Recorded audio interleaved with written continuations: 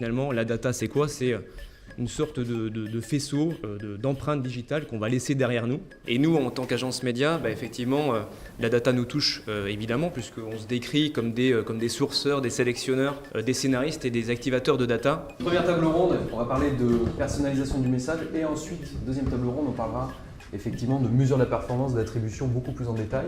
Mais en fait, il y a plusieurs enjeux derrière la data. Comme disait Mickaël, il y a l'enjeu de la scénarisation et utiliser la bonne data pour pouvoir activer correctement le média. Tel type de créa, pour tel type d'utilisateur, c'est ce qu'il y a de plus intéressant parce que c'est ce qui aujourd'hui vous permet le mieux de réunir vos objectifs.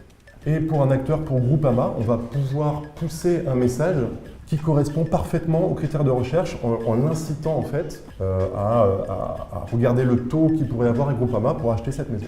On a à la fois du socio-démo, un lieu d'origine, un lieu de destination, et qu'effectivement pouvoir adapter le message en fonction de ça. Là, typiquement pour des acteurs comme ça, il aurait fallu produire des centaines de milliers de créas avec origine, destination, prix à côté. Oui. Donc le fait de le dynamiser, donc faire du DCO dessus, permet d'avoir un master et de multiplier à l'infini.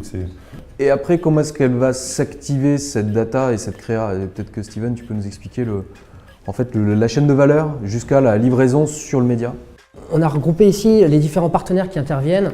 La chaîne est souvent beaucoup plus complexe que ça, mais en tout cas, ça vous permet d'avoir une vue assez généraliste des différents intervenants de cette chaîne. Je vous propose qu'on démarre la deuxième table ronde, l'utilisation de la data pour mesurer la performance. Il y a aussi un grand enjeu sur la mesure et d'être en mesure justement de collecter la bonne donnée pour analyser correctement le média et finalement faire du média un meilleur média grâce à la donnée qu'on va collecter. Un outil d'attribution, déjà, il a pour objectif de réconcilier l'ensemble du parcours client, donc de la première interaction média jusqu'à la conversion finale. Ça va être le socle de ce qui va pouvoir se faire derrière en termes d'analyse. J'imagine que chez l'annonceur aussi, ça dépasse le service com et marketing. Il y a peut-être aussi des gens du CRM, la DSI, peut-être même des gens du légal par rapport à la collecte de la donnée. Du coup, ça devient un peu un projet d'entreprise plutôt qu'un projet qui était uniquement média, au départ publicitaire.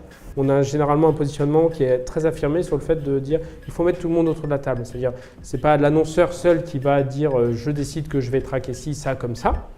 De par le fait de centraliser la donnée là, à un moment donné, ça va impliquer d'autres personnes parce qu'en général, cette collecte va permettre d'alimenter un data lake à un moment donné qui va être plus global. Je pense que la majorité du marché aujourd'hui est encore sur les sujets déjà de comprendre en fait quel levier génère de l'engagement et qui fait quoi. Donc déjà, il y a un vrai sujet sur dire qu'est-ce qu'on va traquer.